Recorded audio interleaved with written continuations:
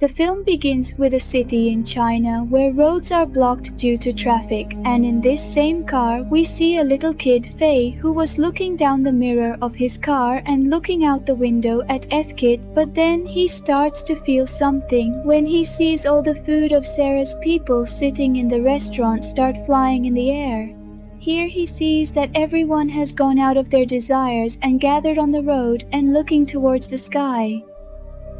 A child in the sky is pulling everything to his side. Even the buildings, all the people standing there were very afraid to see that monster because that monster was eating everything in this city, and now people are running away from that place at the sight of this thing. The monster was slowly approaching the people inside the city and releasing monsters from different parts of his body that fell to the ground, damaged things, and at the same time, the most from his body. They were showing that fear to all humans. The scene cuts there in the movie, and we are shown a boy who we learn is the child from the start of the movie, free now, the one who had survived the dragon attack that day.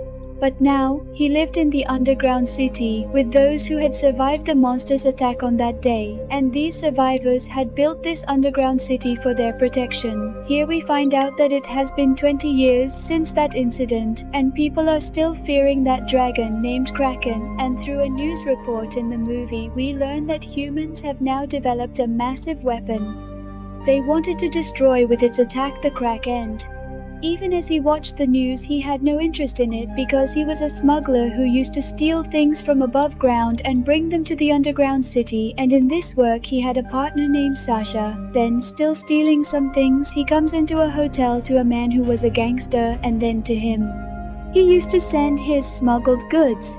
Before he could discuss with that gangster, the gangster's men caught Faye because Faye had sold a candy to the gangster which, when eaten, disfigured the gangster's daughter's face.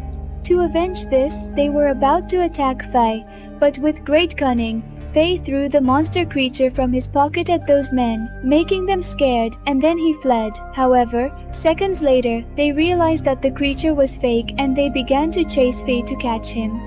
Faye had already gone to the roof from here, and now the gangsters were also after him, and to escape from the gangster, he had now jumped down from the roof. But here, they were surprised to see that Faye was still alive. In fact, it was his partner Sass who had saved him, and now mocking the gangsters, they flew away from there in their flying car. However, here they noticed that the gangster is also after them. This is the only sudden and immediate way for them to escape from the gangsters.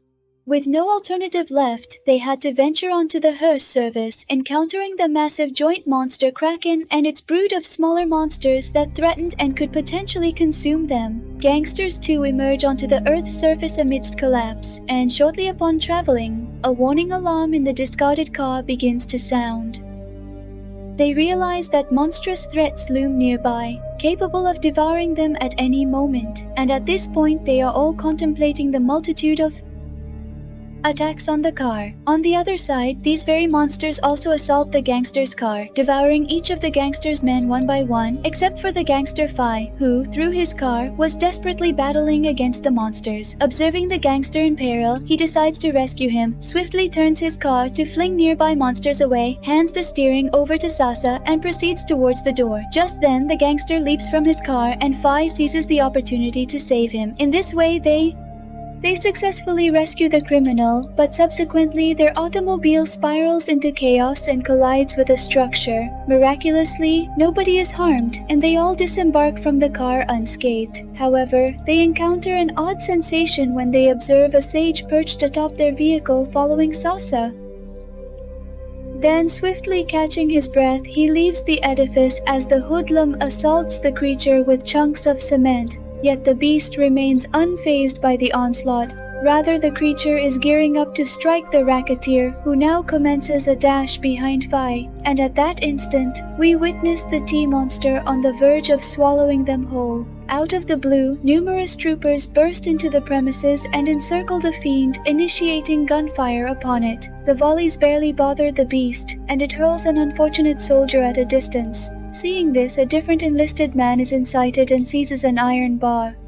Holding onto a metal rod, a soldier jumps towards the monster and thrusts the rod into its mouth, moving aside to avoid injury, causing the monster extreme pain. As the monster writhes in agony, another soldier fires at it with a large weapon, and together all the soldiers manage to slay the creature. From a distance, Fai and his companions are also witnessing the entire scene. Upon checking their IDs, the soldiers discover that they are smugglers. The soldiers were about to imprison them when the only option remaining for their escape was to donate their flying car to the soldiers.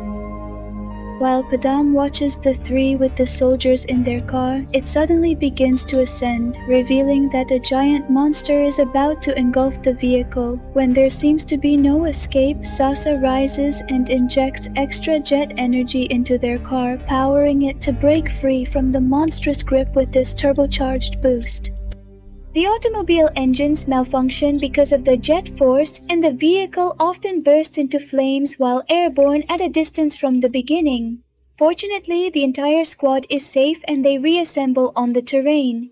Even though they haven't spotted any beasts nearby, they detected odd sounds coming from the terrestrial offspring. Shortly, diminutive beings begin to surface from a massive sculpture as the behemoth was liberating them from within itself. Every troop member unites and confronts these small adversaries, eliminating them. Subsequently, a serviceman launches an assault on the big statue.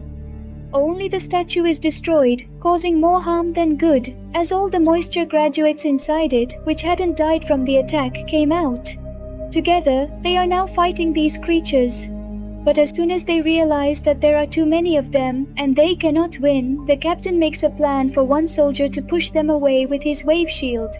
He will take the remaining soldiers to the subway station. Everyone agrees with his plan, and as they execute it, the ground starts trembling and a creature much larger than the smaller ones they were facing emerges, making a fearsome noise that terrifies everyone for a moment. The lieutenant orders everyone to run and starts tackling the creature herself.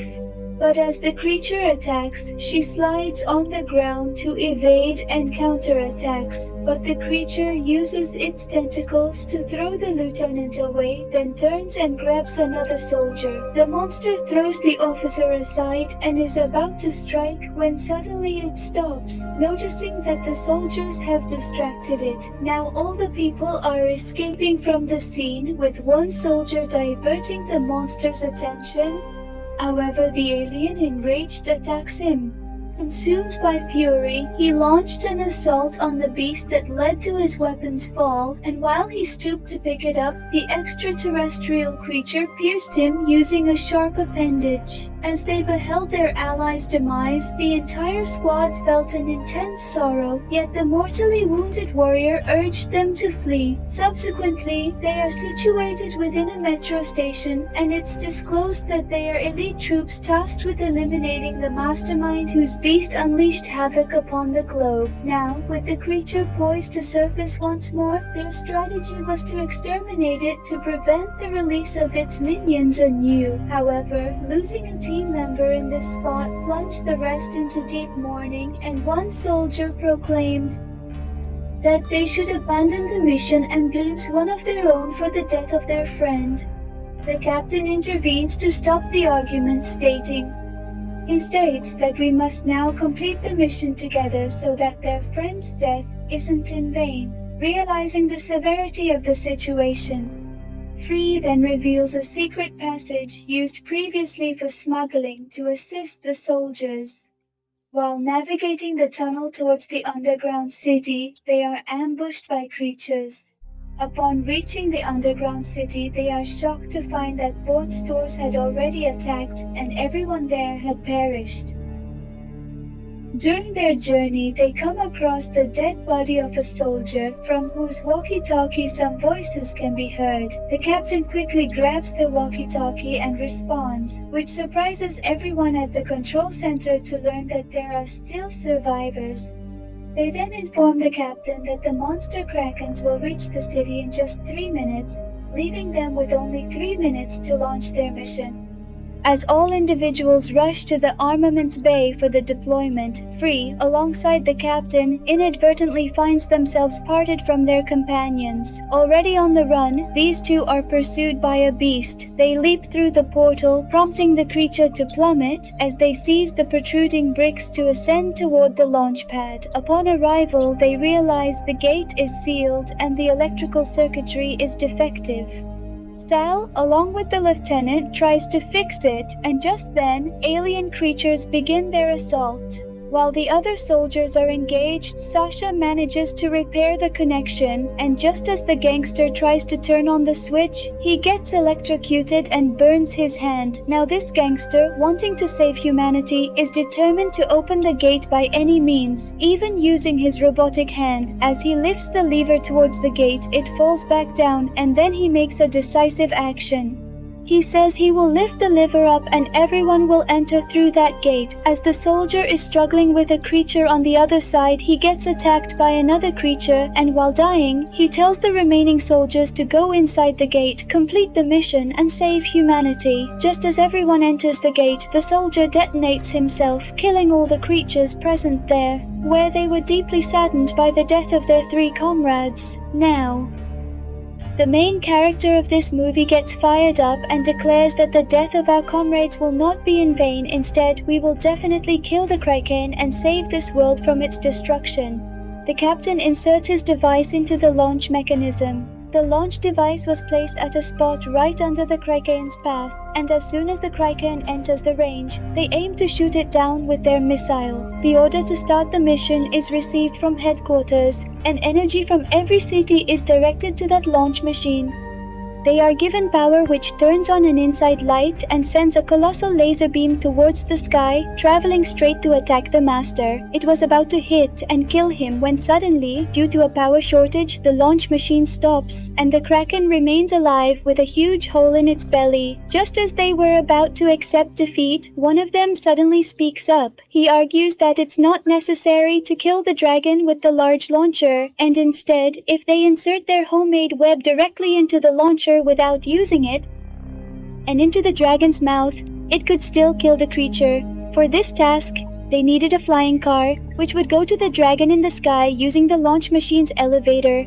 The captain explains their plan to his commander, and now, they only require electricity, which they could obtain from many cities to supply their launch center. Now, even the commander is ready to risk it, and the movie's main character, Faye, sits in the car with his weapon ready. He settles in and is catapulted skyward by the thrust of the launching mechanism. Just as somebody was nearly upon him, dodging the entity that surfaced from the depths of the Kraken, his vehicle unexpectedly detonates. Miraculously, only Fake endures the blast and engages the beast with an airborne armament. Approaching the Kraken, he hurls the armament straight into its gaping maw, triggering an immense blast that eradicates the Kraken alongside all the beings it had spawned, as the Kraken reigned as their sovereign. With the sovereign's demise, her subjects perished too. A wave of relief washed over everyone. Their mission was triumphantly accomplished.